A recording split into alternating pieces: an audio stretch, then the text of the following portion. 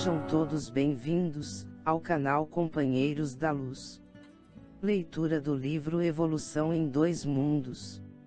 Coleção A Vida no Mundo Espiritual, obra do Espírito André Luiz, por Chico Xavier e Valdo Vieira.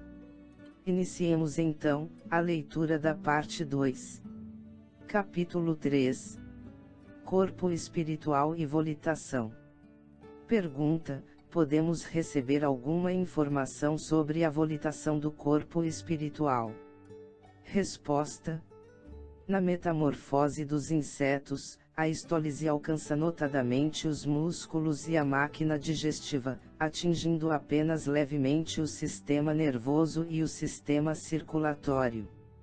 Efetuado o processo histolítico, segundo referências alinhadas em outra parte do nosso estudo, os órgãos diferenciados voltam à posição embrionária que lhes era característica e só então as células entram em segmentação, formando na histogênese os órgãos definitivos do inseto adulto, armado de recursos para livrar na atmosfera.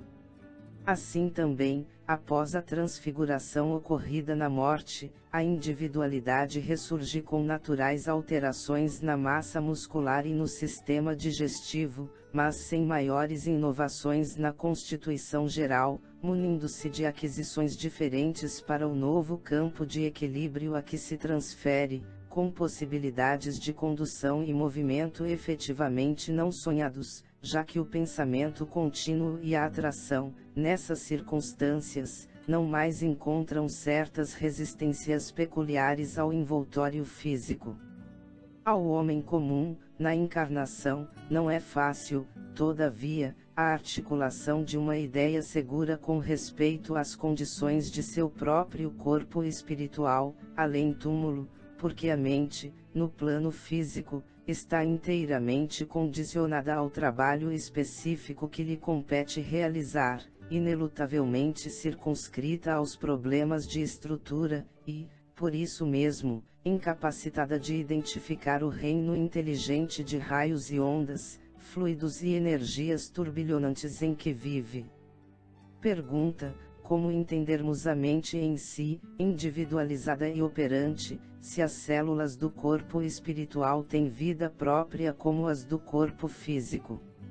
Resposta: o problema é de simples orientação, qual acontece numa fábrica de largas proporções em que a gerência, unificada em seus programas de ação, supervisiona e comanda centenas de máquinas com diversos implementos cada uma, convergindo todas as peças do serviço para fins determinados. Pergunta: quais os mecanismos das alterações de cor, densidade, forma, locomoção e ubiquidade do corpo espiritual? Resposta: a pergunta está criteriosamente formulada, no entanto, para ela responder com segurança precisaremos dispor, na Terra, de mais avançadas noções acerca da mecânica do pensamento. Pergunta: em que condições o corpo espiritual de um desencarnado sofrerá compressões, escoriações ou ferimentos? Resposta: dentro do conceito de relatividade, isso se verifica nas mesmas condições em que o corpo físico é injuriado dessa ou daquela forma na Terra.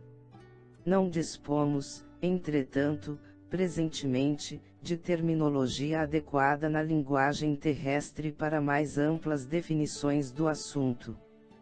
Pergunta: qual é a ordem de formação dos centros vitais pelo princípio inteligente no seu corpo espiritual?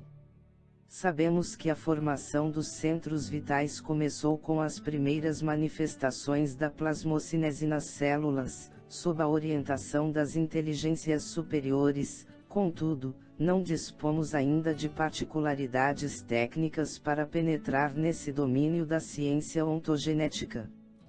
Pergunta: como se processa a exteriorização dos centros vitais?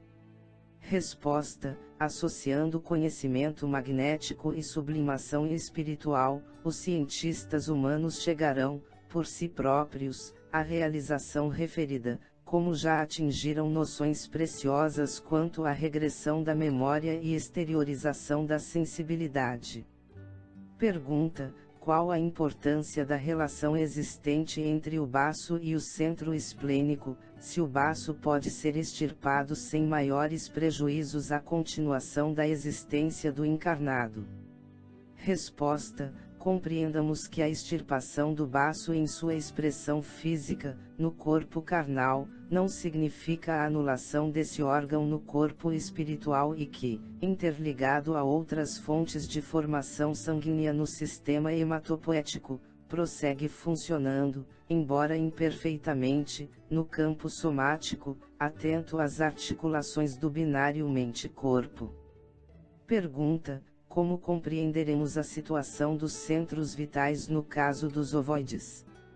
Resposta: entendereis facilmente a posição dos centros vitais do corpo espiritual, restritos na ovoidização, apesar de não terdes elementos terminológicos que a exprimam, pensando na semente minúscula que encerra dentro dela os princípios organogênicos da árvore em que se converterá de futuro. André Luiz. Uberaba, 23 de abril de 1958. Chegamos ao final deste capítulo. Não percam o próximo de número 4 da segunda parte. Linhas morfológicas dos desencarnados. Muito obrigado, boa reflexão, que Jesus abençoe a todos.